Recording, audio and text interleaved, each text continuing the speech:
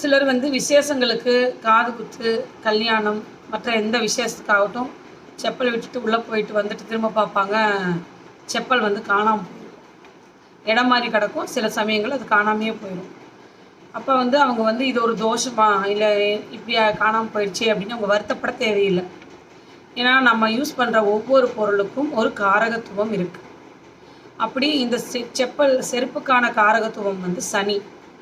இப்போ சனி அங்கே தொலைஞ்சு போயிட்டாரு அப்படின்னா நம்ம வந்து சனி வந்து நம்மளை விட்டு விலகிறாரு அப்படிங்கிறத நம்ம அங்கே எடுத்துக்கலாம். இப்போ அந்த செருப்பையானது ஒருத்தர் எடுத்துகிட்டு போயிருப்பாங்க இல்லைங்களா?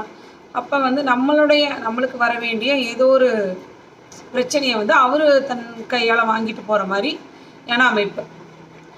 அப்போ வந்துட்டு நம்ம வந்து அதில் வந்து நம்மளுக்கு வருத்தப்பட தேவையில்லை. அது தோஷம் கிடையாது, நல்லது தான். இது வந்து யோகமான அமைப்பு தான். இப்போ செப்பல் வந்து காணாமல் போகிறது அப்படிங்கிறது வந்து ஒரு யோகமாக தான் அங்கே நம்ம எடுத்துக்கணும்.